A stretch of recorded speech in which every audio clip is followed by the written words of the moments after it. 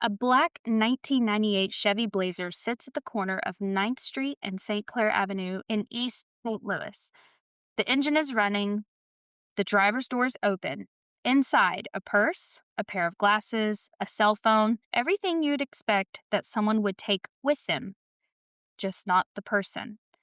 It's December 18th, 2011. It's a Sunday. It's a normal day for the Coldon family.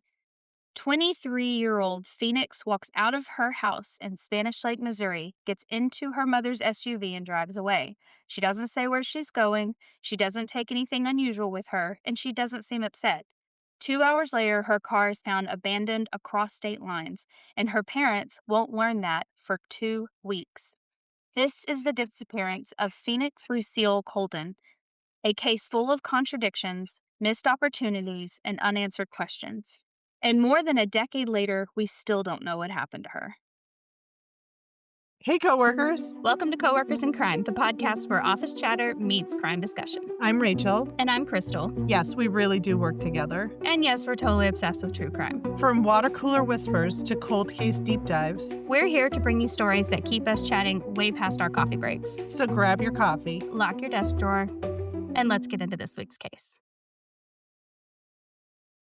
So let's start with Phoenix herself, because understanding her life, the parts everyone knew and the parts she kept private, is essential to understanding this case. Phoenix was born in California, raised in Missouri, homeschooled, deeply religious, musically gifted. She played piano, violin, and was a competitive fencer. She was a junior at the University of Missouri, St. Louis. Her parents described her as responsible, focused, and close to them. Later, investigators would learn that she had layers, relationships her parents didn't know about, a second cell phone, and personal struggles that she kept private. And that's something I want to pause on because it's easy to frame that as quote unquote a secret life. But honestly, a lot of young adults have parts of their lives their parents don't know about. So, do you think Phoenix was actually leading a double life, or was she just a 23-year-old trying to figure herself out? Because one can unintentionally blame the victim. Yeah, I mean, I listened to some interviews and some things. It sounded like, and I think about this all the time, like she was very into school, and she was like she was a great student. She was into a lot of extracurriculars, and it sounded like she had stricter parents that wanted her to make good grades and be involved, and you can't quit that sport until you fully complete. Like, I don't know the whole ins and outs of it other than they were just like, yeah, you got to be focused on this. And I think sometimes some kids get so wrapped up in being good students and being good at sports, and they get so caught up in that they almost spiral when they're done and just go a little like, oh, I'm gonna do because now I have a little freedom. Like, it's nothing negative, and it's just like, hey, I got a taste of freedom, and now I'm gonna do what I want to do. Like, and that was some of the like theory behind. It wasn't necessarily a double life. It was just like, oh, I have my own little life now. I have my own little world here. So I don't think anything was anyone being terrible. I don't think she was bad because she had secrets or she had things that she was just trying to have her own world. And who knows what that world was. There's a lot it was secret. It was just hers. I don't think it was a double life. I don't either. I think it's just normal young adult behavior. You're at that age where you don't tell your parents everything. I mean, I can remember not telling my mom everything and did things that probably weren't the best, but they were experiences. You're at that age where those consequences don't always click Oh, in no. when Yeah. you're thinking about doing things. So Well, you don't I think really that plays a know. lot into it. Yeah, you don't know consequence because you haven't had life to have them yet, Right. So Exactly. so on December 18th, 2011, again, this is a Sunday. The Coldens go to church, they run errands, they come home. Phoenix is seen practicing her fencing moves in the driveway, something she did very often. And then around 3 p.m., she gets into her mother's black Chevy Blazer. No coat, no bag, no explanation. Her father later said she might have been going to the store or a friend's house. By 5:27 p.m., the SUV is found abandoned in East St. Louis. The engine is running, the door is open, and again, her belongings are inside. And here's the part that kind of still shocks me. The car is impounded at 6:23 p.m. But because it's in Illinois and Phoenix lived in Missouri, the dots don't get connected. So her parents file a missing person report that night, but no one tells them about the car. And then 2 weeks later, a family spots the SUV in a tow lot. That's how they found out. It's almost like people finding out someone has died or there's been a crime against someone, and it's like through the news, not through Mhm. officials. Yeah, That's what that reminds me of. Or it's definitely. on social media kind of thing. Yeah. Can you imagine, like, "Hey, I found your car. It's in a tow lot in St. Louis." Like, and then you're like, "What?" Like, "We've been looking for her for 2 weeks and you found the car." What a wow. I just wanted to see where St. Louis was. Oh, yeah, it's like right on the line. Yeah. Yeah, it's right there. But, I mean, over state lines makes sense they wouldn't tell, but it's not that far, you know? It's not far. Right. So, how does a running car with the door open in the middle of an intersection, I might remind our listeners, how does that not trigger immediate concern? Especially for a young woman, especially in that area, without taking her belongings with her. And the cross state issue, Missouri to Illinois. That seems like a systematic failure where, especially when they're that close, that they're not talking to each other. Yeah, and we see that a lot, like, there's no universal system that talks to each other, but it's so close that it seems it would be so easy to connect those. So, like, once Phoenix is reported missing, her parents expect a coordinated search. Instead, they encounter all these delays, miscommunications, and lack of urgency. They eventually hire a private investigator. They drain their savings. Their home goes into foreclosure. They keep searching anyway. Investigators later uncover that Phoenix had a boyfriend her parents didn't know about, a second cell phone, a previous attempt to move out, and conflicts about independence.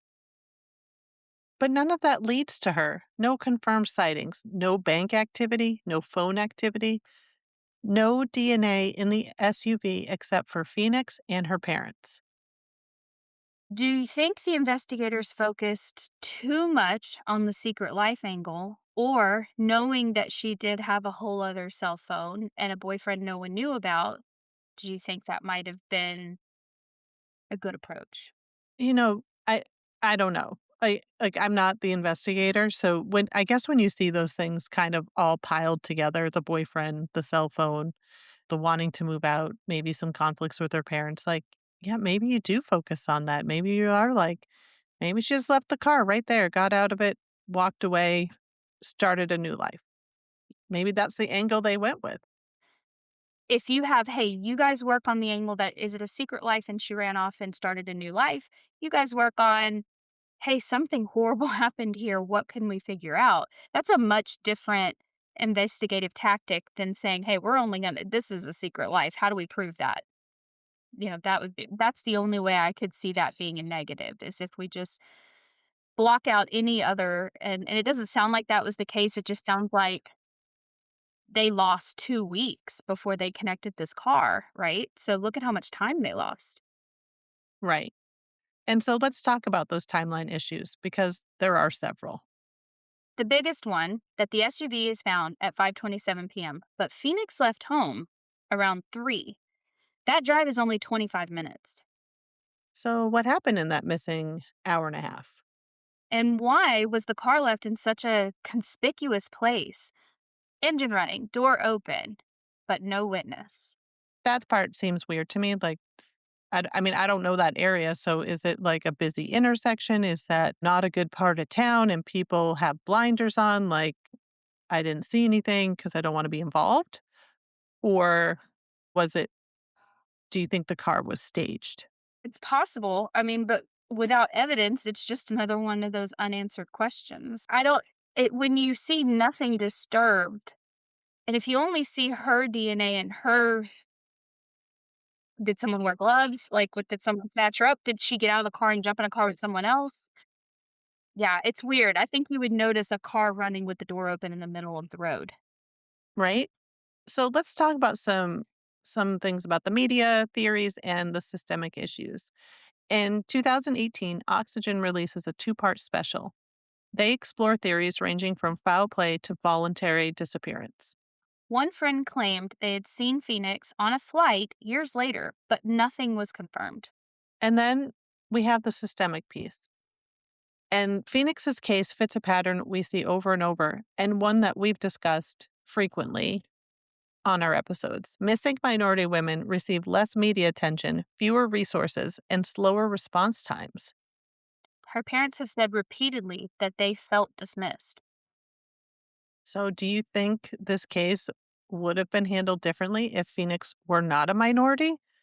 And this is, like I said, something we've discussed over and over again, and I feel like we'll continue to discuss over and over again. I mean, the humanity in me wants to say no. There's no way that it matters because, like, I wish that was not the truth. But the realist in me thinks, yeah, it would have been very different had she been not a minority. Yeah. I don't know. And I wonder if that will start to change now that you have all these things like social media and podcasts, Mm. and maybe the news isn't reporting, maybe their choice of stories isn't changing, but Yeah. there's all these other avenues in which to get your information out there. So I wonder if those things put together, are these minority groups going to start getting more coverage? I will say though that I think, if I feel like I talk about this back and forth about my feelings on social media and things. Like, I don't think I see social media at this age the same way I did 10 years ago or as a parent, right? So, like, I don't use my social media as much anymore for the things I did when I was younger. I use it now, like, oh, how are my friends doing? Or, oh, that's cool to see that this happened or whatever. But then when it comes to how I see social media on what things we do, I see social media as accountability. I see social media as social accountability because when we post things like this and we read stories like this, it does leave some, hey, now we have to have answers and people seeking answers, which demands accountability.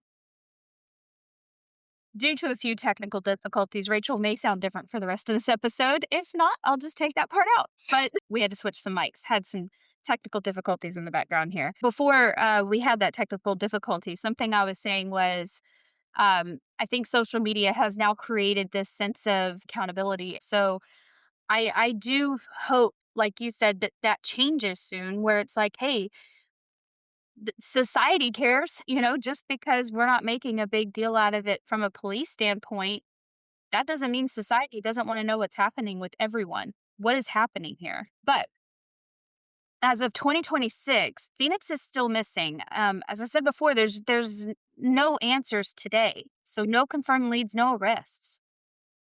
Her parents continue to advocate. They built a tiny home in her memory, a symbol of hope and grief intertwined. Stabs me. That's awful. Can you It does. imagine just building a little home? Phoenix's story is more than a disappearance. It's about identity, pressure, secrets, and the fragile system that's meant to protect us. And it's about a family who refused to stop searching. This is a this is an interesting one. I mean, what I think I had seen some things saying maybe she did just start over and that was her way of doing it.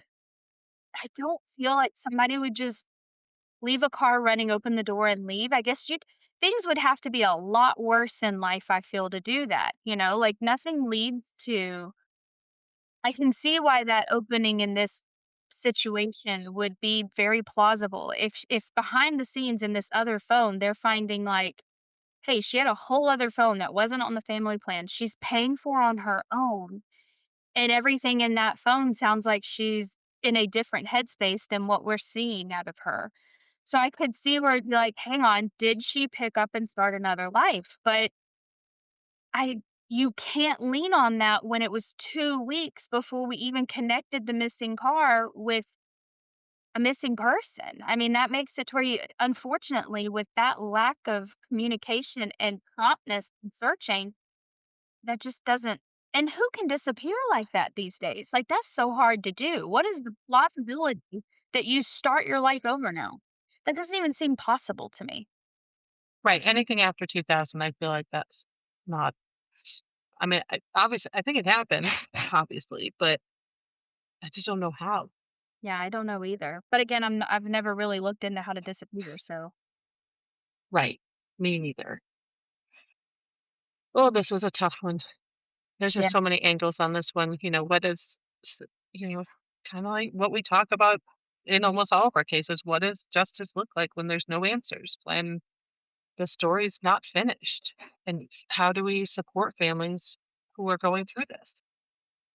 Yeah. It almost it's really there's gotta be an answer out there. One it always feels at the end of this that there is an answer.